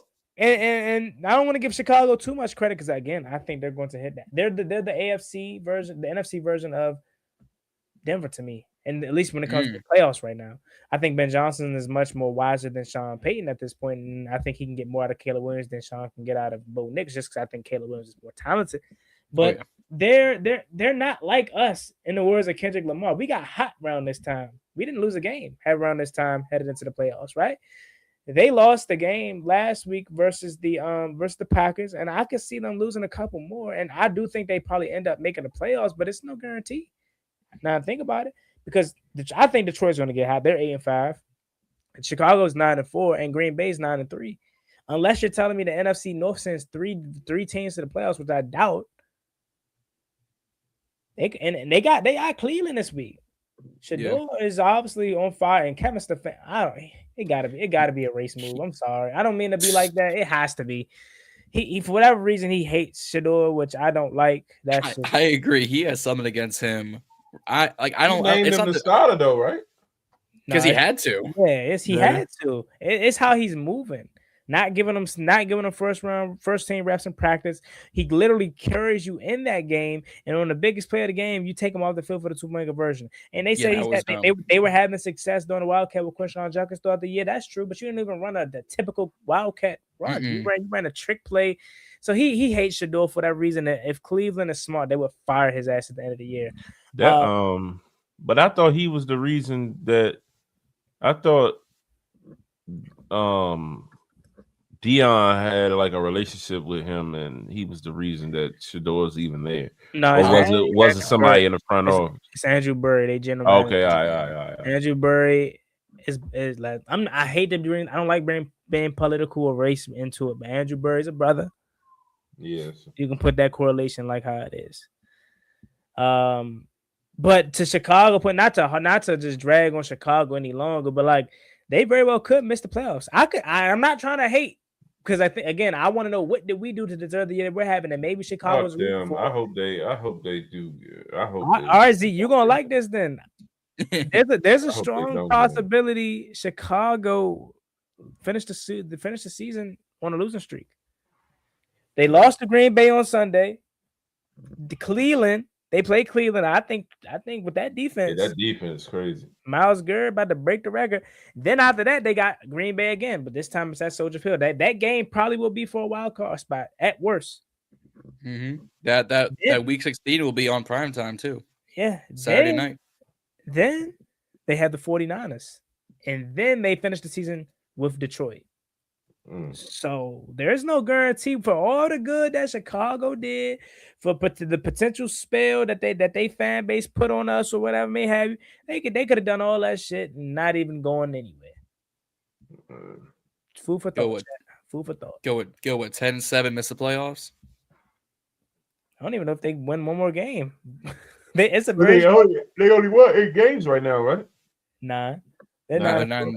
It's a strong possibility that they lose the rest of their games. Probably beat Cleveland, but that defense, man. And if Shador just mixing up, and they can run the hell out the ball too, man. Quinshon Judkins, man, is as advertised.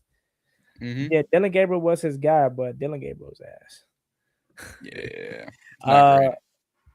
But I guess to finish off the show, we can talk about the what I think we talked about everything, right? But we did that. But like let's talk about Jayden. So I want to pose a question because we was talking about it. We was talking about it a week ago or 2 weeks ago or something like that. Like, can we be honest that like when Jayden has been on the field, he's struggled? Like, can we just be honest? Like, Jayden is still him. Jayden is still our franchise quarterback. He's still all those things we believe he is. But can we simply be honest that he struggled? I think it's fair to say that. Yeah. To an extent to where I'll pose it this way. We're judging him based off the games he started and finished. Yeah. Well, I mean, yes, I would say started. Okay, started. So he started the Giants game. Cool. Week 1, he was cool. Made enough plays. About 230 yards or some shit like that. Yeah. Cool. He played in the Packers game. Saw a ghost. Was not good. Nobody was good that night. Right? But he got hurt. So then he misses the Raiders, the Falcons. He's back week 5. For the Chargers. Looks amazing. Looks like the Jayden that we known and love. Week 6 versus Chicago, elements was against them, blah, blah, blah, but minus the fumble that cost us the game, and I know you can't take that away. But he made some plays for us to win. He got a Chris Moore touchdown, a Luke McCaffrey touchdown. Come on, Z, hold on. Back to Kliff for a sec. Come on. Kliff drew that. You telling me Luke McCaffrey just butt open for that touchdown? No. Kliff drew that up. That was the one play all year. That play happened right in front of me. I loved it. So, yeah, he cost us the game because he dropped the ball. Shit happens. He played good enough for us to win in that game, though. Let's just call it what it is. Good enough. Week 7, before the injury, we was in that game. Took us right down the field. Dallas. Yeah, Dallas. Yep. We did this exercise earlier, but we're talking this time we're talking strictly Jayden's performance, not nobody else. Played well enough for us to win in that game up until the injury. And again, I think coming out of halftime, if he doesn't get injured, what he got hurt at midfield. So we was driving. Mm-hmm. That drive. What was the injury that game? Hamstring. That was the hammy. Well, I'm trying to remember the play he got hurt on. So it was a sack. And I didn't know. Yeah, I was wondering how the hell that was a hamstring. It didn't look like it'd be a play where you can hurt his hamstring. I got you. Okay, I remember that. So he played solid enough in that game. Got hurt. So he misses week 8 versus Kansas City. He misses. Right. He came back week 9 versus Seattle. Nobody played good in that game, but he was the only one that showed up though. Let's call it what it is. He's the only one that showed up in that game versus Seattle, and he's quite frankly the reason why he got hurt is because he was the only one that was trying to make a play. He's the only one. So in that game, he's not reading defenses the same one. I mean, last year that shit was 1-2. But we saw shit like, oh my god, this dude is just like amazing. Yeah. Like nothing went wrong. Mm-hmm. Where it's like this year, it's just like it's a hesitation. It's a overthink. Like you even hear the commentators talk about like, damn, Jayden could have let the ball go. He's holding the ball too long. It's been all of that though. Yeah. Even still in the games that you're saying he played good enough in, like he just isn't last year Jayden this year. So for whatever reason. So my question to you would be, or my question would be to you, shit was like this. Is a lot of that water. This being like that last year was a lot of that because of Jayden only, or was it Kliff? Fuck no, it wasn't Kliff. What the fuck? It wasn't Kliff. That's why I said when Reedie was in here, Kliff? y'all have flipped on Kliff Kingsbury. And I'm not by any means saying Kliff has been perfect, but remember what the narrative was. Remember, Taylor Britton from Cincinnati said it. Oh, it's a college offense. They get the ball out of his hands quickly. He doesn't have to do much. And we were winning games like that. We were killing teams like that. So, yes, I know 5, and this is not me saying 5 is not good. I know how people like to spin stuff. I'm not saying that whatsoever, but I'm just answering Z's question about why he doesn't look the same. He was getting the ball out of his hands quickly. My assumption or my true theory to that is, for one, he's missing a lot of games. He hasn't had constant practice time with these players. If he's back, Terry's out. If Terry's, Terry's back, correct. He's out. You know what I'm saying? So it hasn't been confidence in terms of, like we said, Jayden is a guy that is key on preparation. He has to practice. He's big on preparing. Why is he the first one in the facility? Because he needs the preparation. When he has to just be thrown out there, he doesn't perform his best. Same with Kliff. But he ain't really been thrown out there though, Juan. They're going weeks before he's be ready, and they give him like a whole nother week to prepare. Like they've given him that time to be ready. So it's like I hear you, and I know it's more than just timing and reps. That's why I was on the side like Jayden needs the reps. Mm-hmm. Play him. He needs the reps. But I get the whole gift wrap, bubble wrap to try to not make him be injured. I get all that, but if you just looking at the execution, mm-hmm. it has regressed. And whether that's timing, whether that's Terry not being at camp, whether it's all those many things, that's all feeds to more reasons why he just needs the reps. Mm-hmm. So it's like, yeah, like it's again, like I said, I started off by saying like he's still him, but he did take a regress back before he even. I mean, yeah, he got injured week 2, but that fucking Green Bay game, I saw it and I was just like, I think it got a little hidden in the Giants game. Mm. It was a little hidden because we ran the ball well and all those other things. So like, because even the offense struggled moving the ball against them week 1. Yeah, let me ask you this though.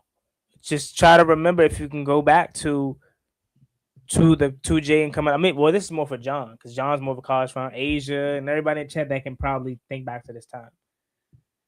Was Jayden really looked at as a quarterback that could truly decipher defenses? Like when you think of Joe Burrow, coming out of college, that was one of his strengths, being able to just pick apart defenses. Yeah, they was trying to say he couldn't read defenses. I remember that.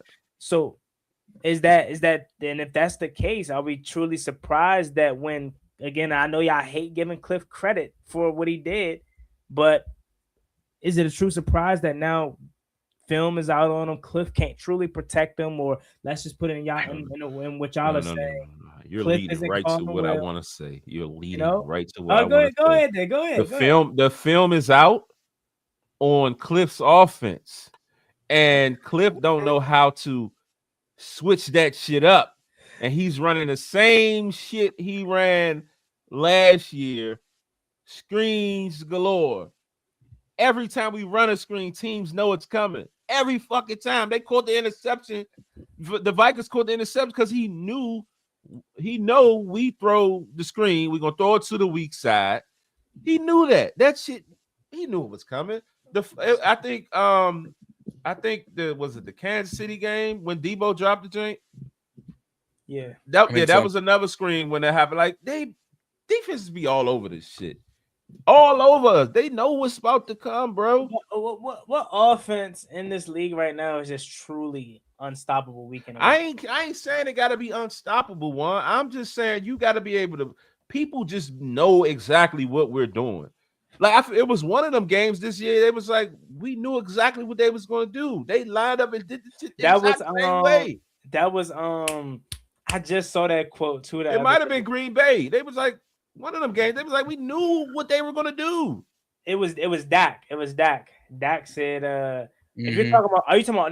No. That Dak said that about our defense. Never mind. Somebody was talking about our offense. Like this shit was it's so basic. Like Kliff didn't do anything this year to evolve the offense. Year to year, you have to evolve. Okay. Yeah, I get you. I see what you're saying now. So that's why I'm saying overall, like, I don't know. Like again, I'm not totally against Kliff. Like when we got him, I was happy. I liked Kliff when he was with Arizona. You know what I mean? I felt like he was a good enough coach. I was excited when we got him. Last year, a lot of the talks that I'm saying now, I was defending. I was doing what you was doing. I was like, nah, man, give Kliff some time. Nah, man, Kliff be cooking. Kliff like that. And it's like this year, I'm really starting to see this shit. Like, this dude has some deficiencies, and he just don't.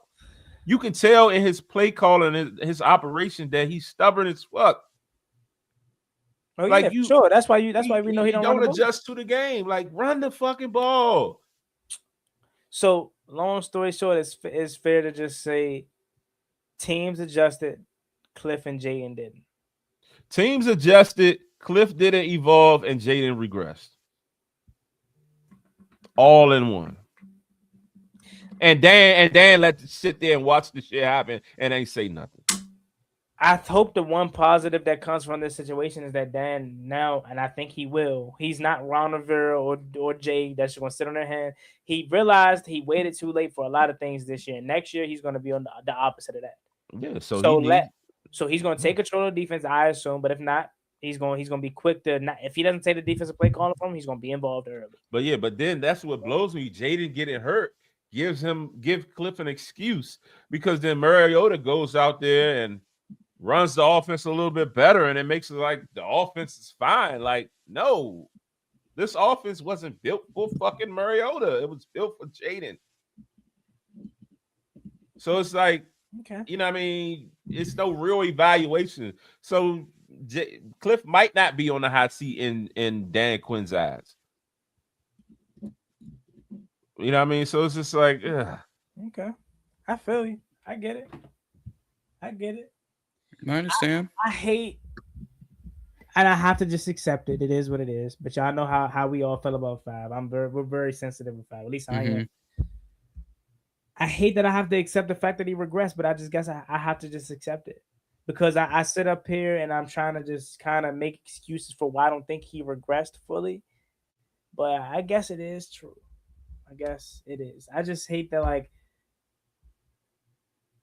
how many games has he missed? Or like, if we're talking like he 7 or some shit, like, right? He started and finished only like 3 games. If we're talking about 3 or 4, he started and got hurt and missed. Combine that number and then the numbers of games he started and finished. It's like the only person that I'm seeing do that is Joe Burrow, and that he's just different. Like Joe Burrow is clockwork for Joe B. You know. And yes, you can say he regressed, but in the short time that we have seen Jayden play, you see the flashes of 24 in there. It's just like every single time that he's trying to get going, something happens. Yeah, I agree. Yeah, correct. I get that too, but that's when kind of coaching kind of kicks in, and it's like, do something different. Like your playbook isn't just 20 plays, Kliff. Like shit, we might see 10 different plays per game if you really evaluating this offense this year. Like just think like passing plays, run plays, and we not counting, but passing plays, we like see like literally like 10 plays tops. He ain't dialing shit up. Like we ain't seeing no. How often are we running comebacks? How often again? Like it's 3rd and 2, and you throw a slant to Jayden Lane, and you got Terry McLaurin on the fucking field. Why? Situational shit. Like as a coach, you got to be able to tell your quarterback, go to the star guy. If Jayden is comfortable throwing the ball to fucking Jayden Lane on that situation, that's because the coach not in his ear enough about what to do in certain situations. I get it. You can do it, as a quarterback, you're not going like hound him. I mean, as a coach, you're not going to hound the quarterback too much. You let him live and let him do his thing. But like Jayden should fucking know in these situations, look there first. So that's on 5. He loves Noah Brown more than Terry for whatever reason. I don't know why.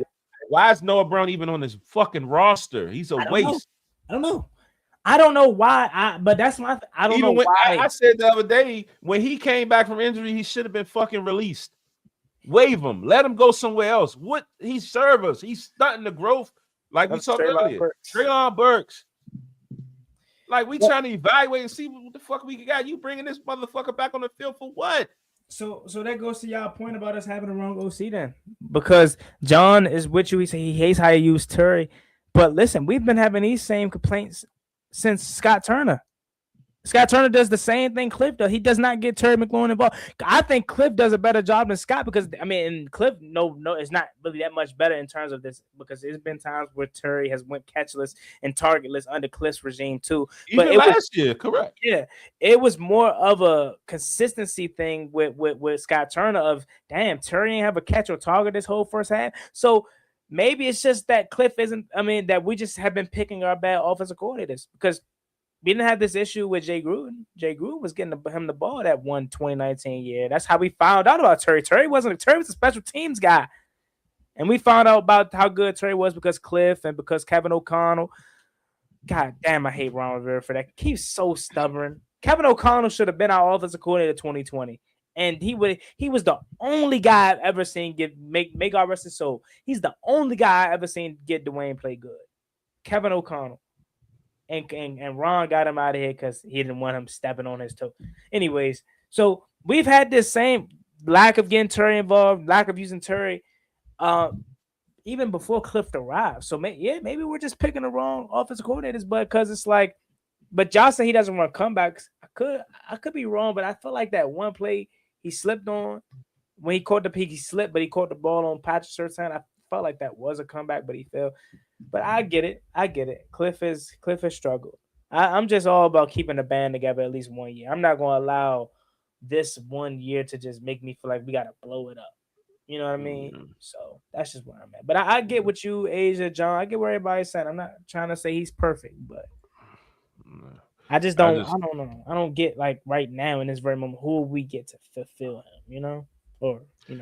Yeah, no, I feel you on that, but it's just like I wanted to poll that Jayden question though, because a lot of fans act like you can't evaluate Jayden. Like you just going like Jayden just walks out and he's God.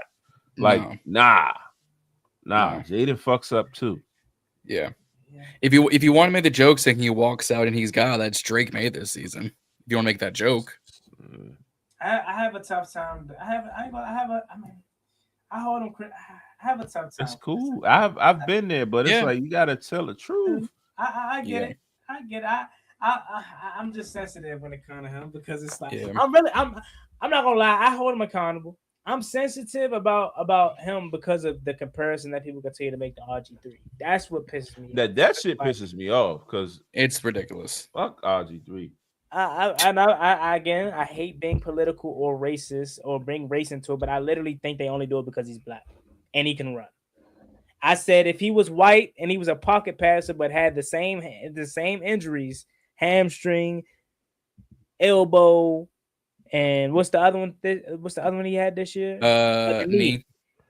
Would y'all be saying, "Oh, this RG3 2.0 all over again"? No. They'd be saying Theismann all over again. Probably. But like, come on, like he has not had no thank God has not had a detrimental injury. He's been banged up, yes, but Yeah. none of them has been to the extent of a RG3 and RG3 and Z. You could speak to it. I mean, I could truly speak to it. I watched every game from 2012. I was here, I witnessed it, but like I'm not who I am now, where I can actually understand bullshit. My fault. I was just RG3 running around. Hell yeah, Santana Mo, let's go. Like I swear, but now I understand, bro. So maybe you can speak to it better than me, Z. But like RG3 ain't half of what 5 is when it comes from. Fuck no! Like when it comes to maybe running pure runner like track, like okay, straight line speed maybe. But like to make guys, I said it last year. Jayden already better than anything RG3 did for us. Maybe arm strength. Maybe that's a stretch, but maybe arm that's a stretch. It's a stretch. That's a stretch. Jayden got an arm. Jayden got way more accuracy. Jayden is a true dual threat. RG3 really had to have a basic fucking read option type fucking offense to one read, like literally 1-2 reads. That was it. Mike Shanahan used to talk about that. Like they had to really dumb the offense down, like really create the entire scheme around him, and they succeeded. So shout out to the Shanahans for being, gurus at this shit. But like, 5 is way more dynamic. Than, he was a track star.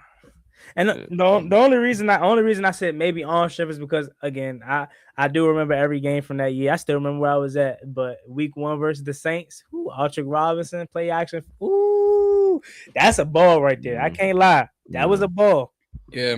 Oh, that play action post was pretty. He threw that pass many a times. You know what I mean, especially even against Dallas, Altrick Robinson, because the same fucking play took that shit to the bean. So. But other than that, he runs a circle around RG3. That's why I just hate when people continue to. But let alone with it being race and being Washington and all, people just don't. They don't watch football. Like, they don't, because then they be like, "Well, RG3 did it first. Okay, he's older than him. The fuck." I would hope he did it first. Yeah, who cares? That don't mean he can't be better. No. Yeah. It's to the point though when I be like, bro, like. I be in different places and I just be hearing people talk and I just act like I don't even join the conversation. I act like I don't know what I'm talking about. Yeah, I just let them say shit. You do that. You do that yeah, too. it's just like, cause I be wondering like, what the fuck are you talking about? Yeah, because I mean, I'm with you. I'm right there. Because again, I'm not gonna sit up here and act like we're experts, right? We're not experts, but everybody isn't as deep into it as we are. So I'm right there with you, Z. I hear somebody say something about Jayden or this or that, and in my mind, I'd be ready to go back and forth. But you know what I just say? I'd be like, yeah, you right. Yeah, nah, for real. I just agree with him. I just agree with him because I'm like, if they not gonna understand. We missing this tackle, this practice squad. I don't want to go into that because you're not gonna understand. You're not gonna go back and forth. You know what I mean? So I just be like, yeah, you right. Yeah, I'm with you. I feel like that's probably everybody in this chat though. Everybody in this chat is probably like that. Like. You don't get it. Ain't no point in me wasting my time. Nope. Yeah. John, we got anything else? But yeah, other than that, let's tell us about more. What you man heard? Fam, because I was letting y'all do y'all's. I think I was getting quiet, so I started getting more info. So he first gets fired earlier today, right? He gets detained. We'll remind everyone what you talk about. So we're talking about former Michigan Wolverines head coach Sharon Moore, who took over from Jim Harbaugh, and that's a whole nother statistic. So he was fired earlier today, well timed because of the whole National Signing Day. He was fired from Michigan due to an inappropriate relationship with a staff member who was turned out to be a member of his staff, meaning athletics. Well, and then he's detained before we got on.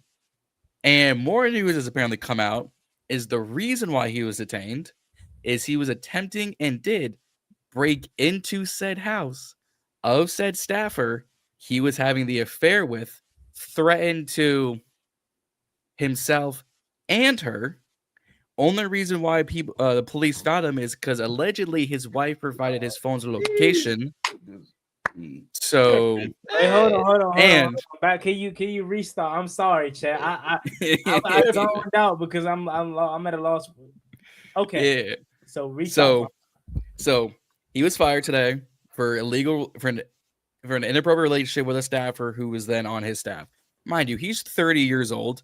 She is probably younger one than you and I. She's probably 19, 20. So we're talking a 10, 12 year age. Yeah, that's what I said, Brad. He's only 30. A young wop. Put that wop on him. I mean, he's only 30. He's not that old. And Dr. Umar would be upset because she's also blonde and Caucasian. So Dr. Umar upset too.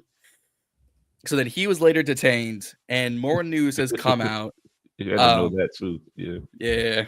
That the reason he was detained is that he broke into the house of said staffer he was having the affair with and threatened to himself and her.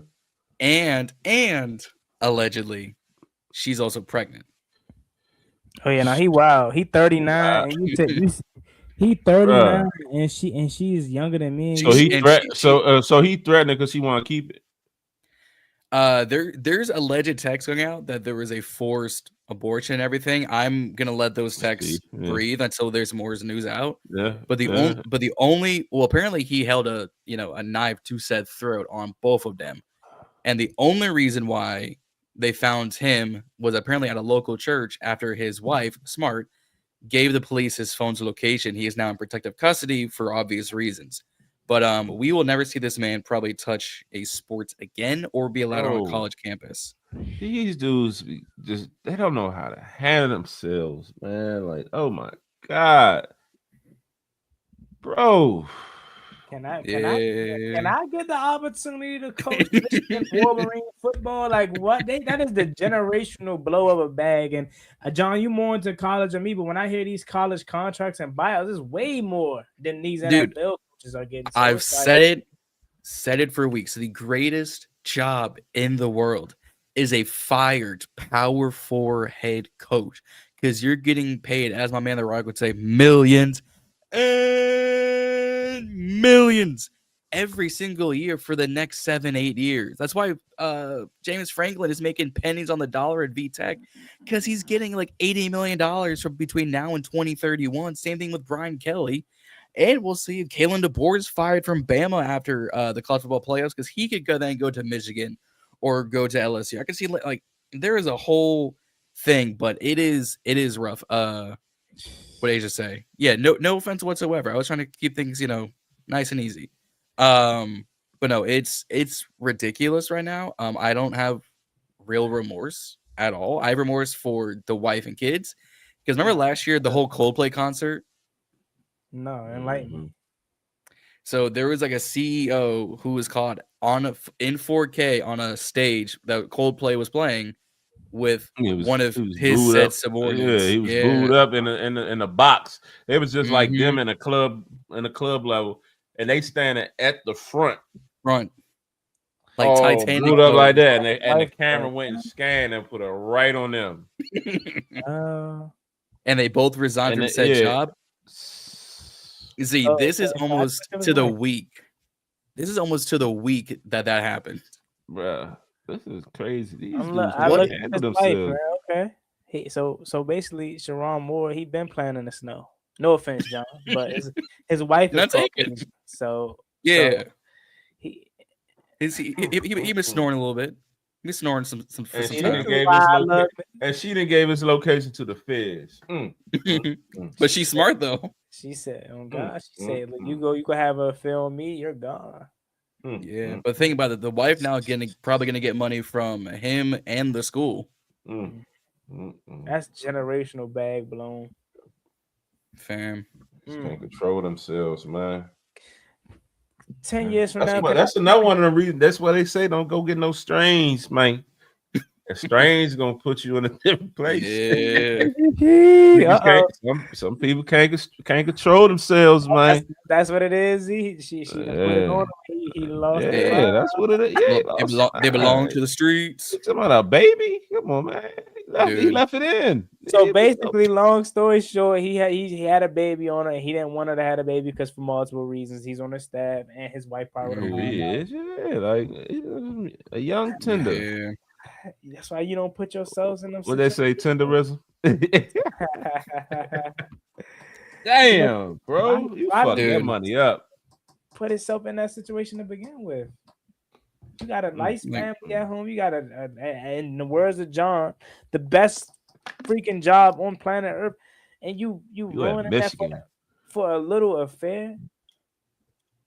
Come on, dog. Yeah. What's crazy is the timing, because I was scrolling through Twitter, y'all were talking. Between Thursday and Sunday was National Signing Day for all recruits. So they waited until after they got everything solidified and signed. They'd be like, we've been known. We've been known about this. We just want to get our recruits. That was smart on their part. Mm-hmm. And they still have a bowl game coming up against Texas.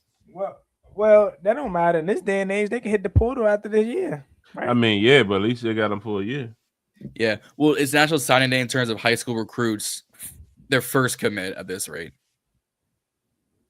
Because was it Chris? Not Chris Don. Chris something finally committed to Ohio State. Oh, Chris Henry Jr. Thank you, Chris Henry Jr. Man, Ohio State's a factory, bro. They're gonna have stars, bro. They will, but like shout out to Brian Hartline for getting that head coaching job at USF. He's about to turn some guys into dogs. Mm-hmm. Jeremiah Smith breaking news is about to follow him there. Saying, could you imagine? Yeah, that was the next news that came out. That's gonna be interesting to see how that, because that's a wide receiver tree that goes back to Terry McLaurin and Curtis Samuel. Bro, we're talking farther than that. We're talking Ted Ginn. We're talking Michael Thomas. We're talking guys like that. Wide receiver coach. I mean, they say he could have been took a head coaching job, but just having that resume alone, it's like, man. I mean, you want to talk about the definition of loyalty? Brian Hartline to Ohio State. Did he play receiver, or he just was one of them coaches that was? I think he played receiver in college and in the league for like a hot. He was a Miami Dolphin. Did he play for the Dolphins? That name sounds. Yeah, you said that. Yeah. Let me see if I can remember the number. Number 83. No, I could be wrong. Let me see. 80. Yeah, that sounds about right. 83. Let me see. Let me see if I can just test my ball knowledge right quick. Let me see. 82. Damn, I knew he looked familiar though. He do look. He only 39, so yeah, okay. Yeah. Okay. Yeah, because he was a 4th round draft pick. His NFL statistics: 344 receptions, 4,700 yards, 14 touchdowns. In 09, 10, 11, 12, 13, he got a $5 million or a 5-year contract. He ended 2016. He was released by the Browns. Oh, so he was in the league from 09 to 2015, and he became a graduate assistant at Ohio State in 2017. And then became interim wide receiver coach at Ohio State in 2018. So he's been coaching for almost as long as his NFL career. Wow. I mean, good for him. He had 2 1,000-yard seasons in Miami. So, like, do what you gotta do. Ain't mad whatsoever. Yeah. Good for him. I've been a fan of Brian Hartline for a while too. So, like, good for him.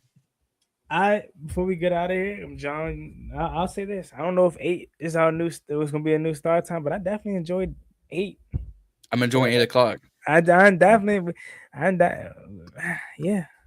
it. Reedie, the football season is over now. This was the last bit of the football, so it might be. They ain't gonna have no night. He's not gonna have night practice. Shit, we might go 7. Hey, shoot. I mean, we've just gone to about 2 hours already off the 8 o'clock. Yeah. Hey. So we'll see. Hey. We'll see how those rolls. Anything else, John?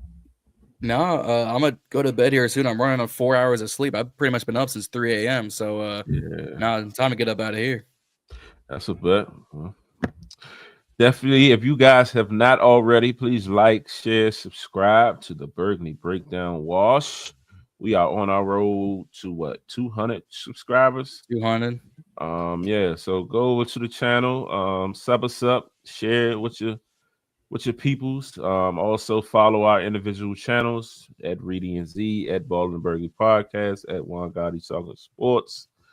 You know, we gonna bring y'all the collab show every Wednesday, but our individual respective channels, we definitely are dropping videos weekly. Oh shit, I think Juan is like 3 a day at this time. It feels like it. Pause. Oh yeah, pause. Yeah, pause. Oh, I ain't even catch it. Wow. That's on me. I ain't My even bad. catch it. What he say? Damn. I said Juan's 3 a day. He said, it feels like it. Oh yeah. Man. Oh man. I thought we was gonna make it a clean I thought show. so. But yeah, check us out. And, you know, what I mean, we're gonna continue to keep bringing y'all this content even through this struggle. We are here. Win, lose, draw. But I'm Z. That's John. That's Juan. We're the Burgundy Breakdown, and we are out.